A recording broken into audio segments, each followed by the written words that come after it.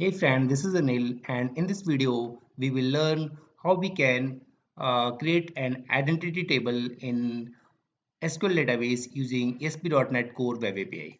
Okay, and also how we can register a user using ASP.NET Core Web API. Okay, so here, if I'll click on the send button, then the user will be registered over here. Here you can see we have already created identity table, but in this video, I will let you know step by step how we can do this.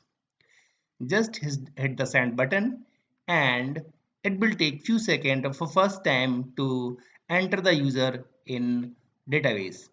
Okay,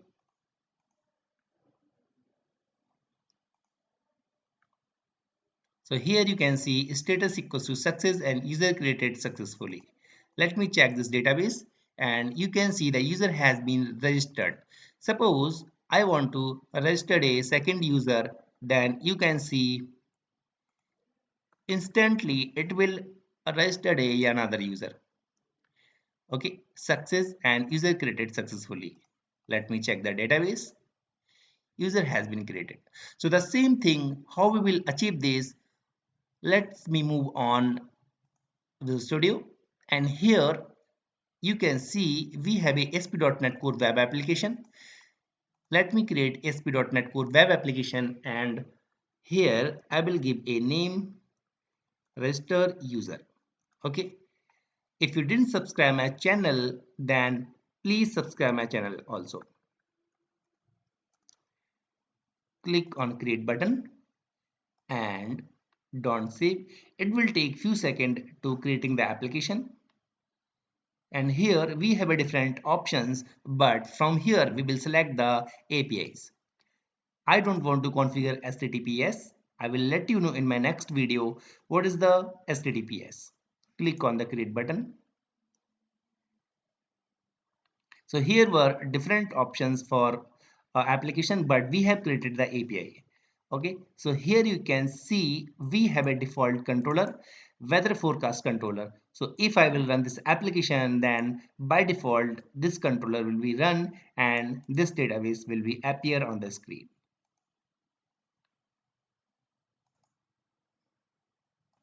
So here you can see the weathercast for a weather forecast controller has been called by default and you can see the data. Okay, let me stop this application and we have to uh, install few plugins over here. So just go in manage NuGet packages and install these plugins over here. Click on install button. So just click on I accept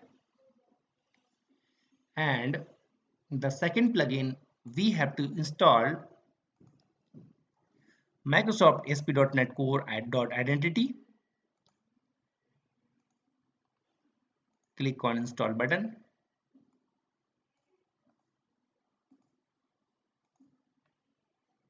and the third one we have to install ASP.NET Core .identity .entity framework core. And the last one that is ASP.NET and entity framework core.tools. So our plugins has been installed. Okay. Now what we have to do, we will create a folder.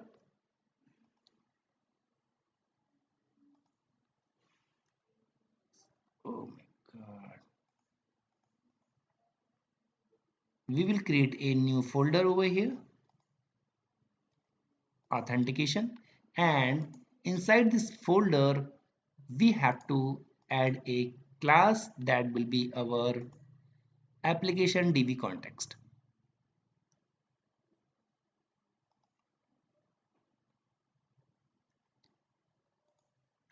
Okay, so application DB context has been created. Now let me create application user.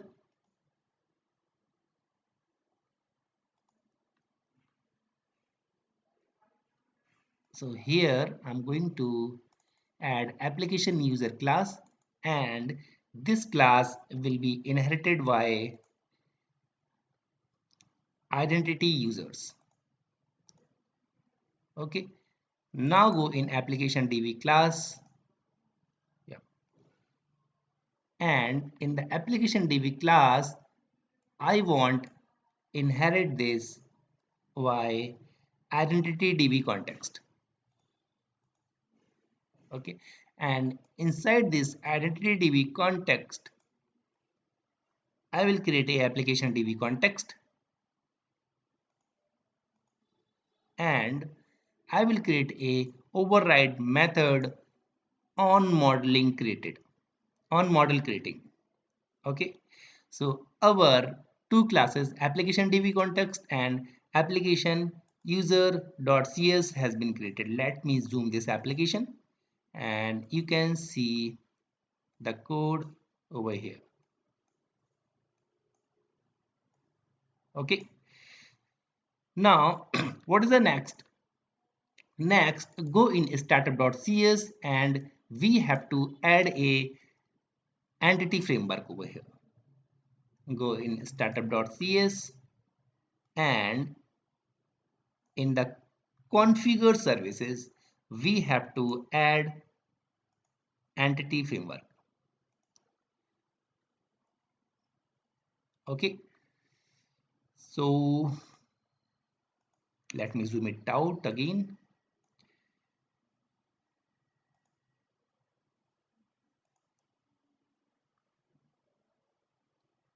Oh, we have put it on wrong place actually. We have to put it on configure services. Okay, and application db context we have created already, and use SQL Server. For this, we have to install a new plugin. So let me install one more plugin.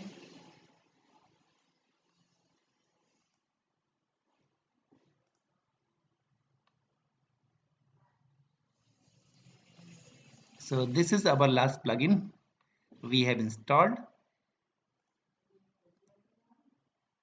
And once the plugin will be installed, this error automatic will goes away.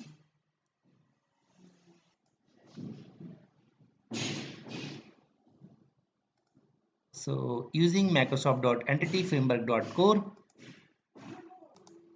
Now next is we have to add the identity. So let me zoom out.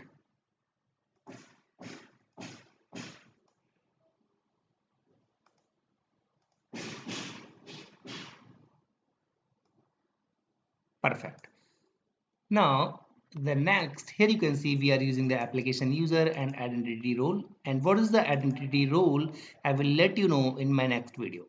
Okay. And now we are going to add the authentication.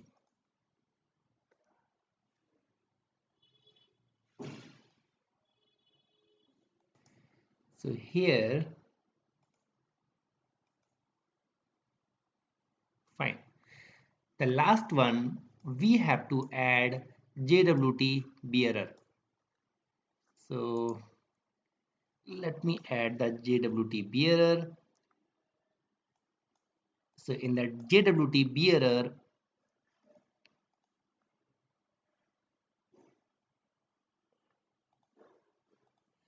here you can see we are validate issuer and validate audience. What is this? I will let you know. Okay. So our startup.cs has been done, and the next one we have to add a controller. So go in controllers and add a controller over here. Click on API controller, and this is the empty controller.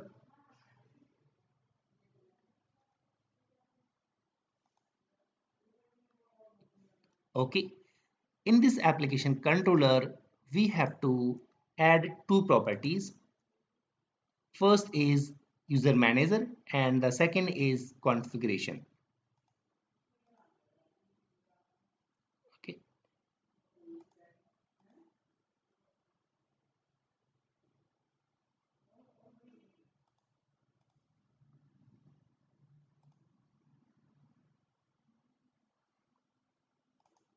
So we have to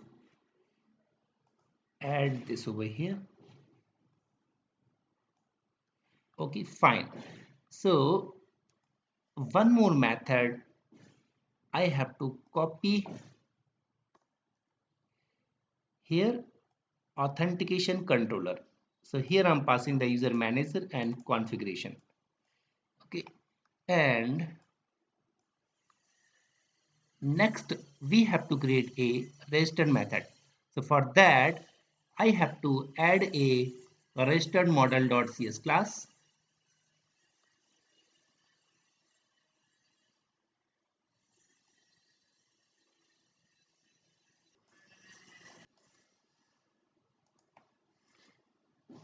Okay, and in this register model class we have to add few properties like username, emails, and password.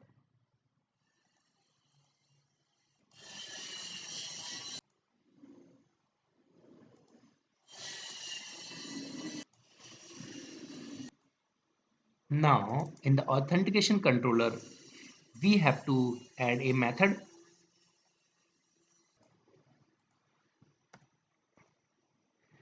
So here in this method what we are doing first, uh, here we are checking is user exist by passing the model.username, and in the register model I already told you we have just created the register model, and here we have to create a response class. So let me open create a response class. Okay, and in this response class we have to add two properties, status and messages. Okay, and here if user exist is not equals to null, then we are returning this message. Otherwise we are going to create the user. Okay, if the user is succeed, then we are passing this message success and user created successfully. Okay, now one more thing, we have to go in SQL database, and here we will create a new database.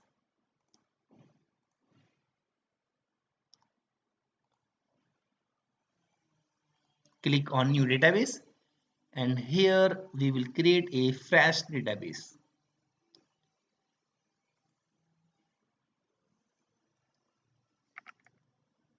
Register DB. Okay, click on OK button. So here register DB has been created, and now we have to set up our app settings.json file. Okay, so in the app settings.json file I will copy and paste few properties. So what is it actually? Here you can see the allow host, and this is our connection string, and I was talking about the valid audience. So here you can pass whatever you want, and this is the valid issuer. So I will make a valid issuer as my local host. So in the debug option I will get my URL, and here I will copy and paste, and this is the secret key. You can create any secret key, and this should be minimum 16 character. Okay, otherwise you will get the issue. And here you can see this is our connection string. So how you will get the connection string? Just click on connect to database, and in the connect to database go here and copy your server name and paste over here, and you can see the databases. So here what was our database is register core or register DB. Okay, just click on test connection, succeed, click on OK, and the connection string we have to copy and paste from here, property, and in the property, this is our connection string,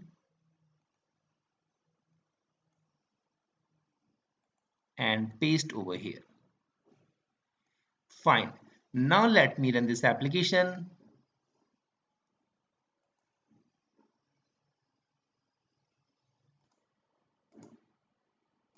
So here the default controller has been created. Now let me copy this and I will use my Postman. So I will create a new application or new tab, and I will copy this URL and go here. This one also I can use, and this is post request, and in the header I will pass application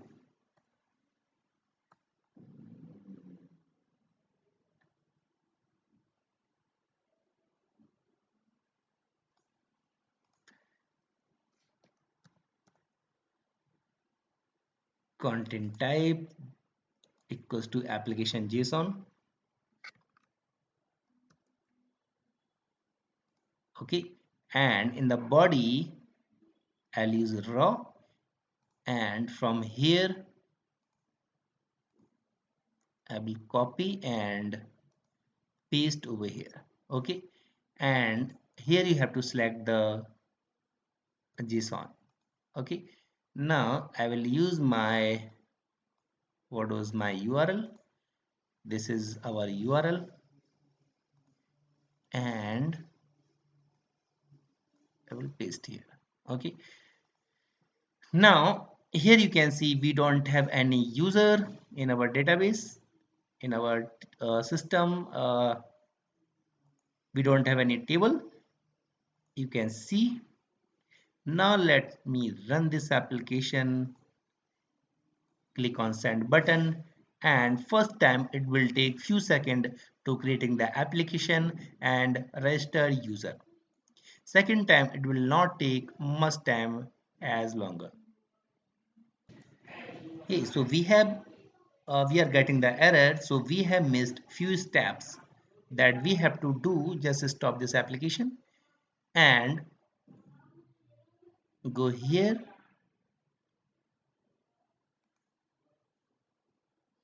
and click on package manager console, and in the package manager console we have to add a folder first over here. That folder will be, you can provide any name. I'm providing the name over here as migration. Okay, and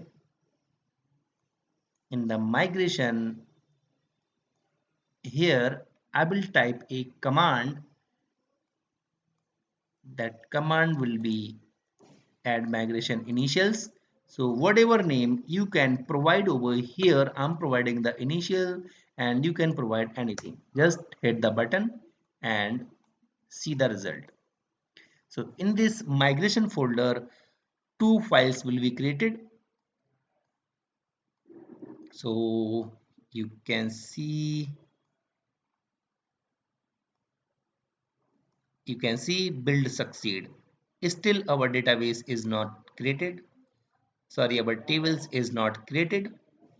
If you will see, our table is not created, but the second command I will type over here,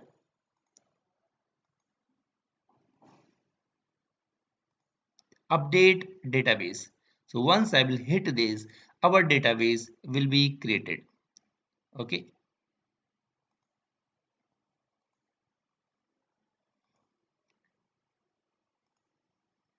see, the database has been created. So here if you will check, then what's created over here. Here two files has been created, application initial.cs. So in the application initial.cs, you can see the complete schema ASP.NET role, ASP.NET user, and ASP.NET role claims. All the tables schema has been generated. Okay, and this is the application DB context model. Here you can see this is the model, and now run this application again and hit the registration API.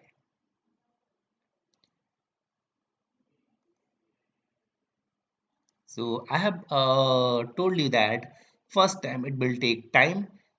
Now the database has been created. So just click on the send button and see the result.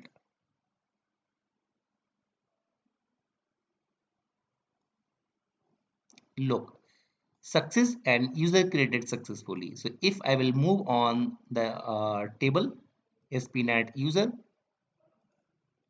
so here you will see the user has been created anil@gmail.com, and if I want insert another user Anil K, then the second user will be inserted as expected. Status success and user created successfully. Okay, and if I want to again insert the same user, then you will see the error that user already exists. Okay, so in this video I told you how we can create identity table and how we can register a user. So I hope you like this video, and if you like this video then please subscribe my channel. Thanks for watching my video. Have a nice day. Bye bye.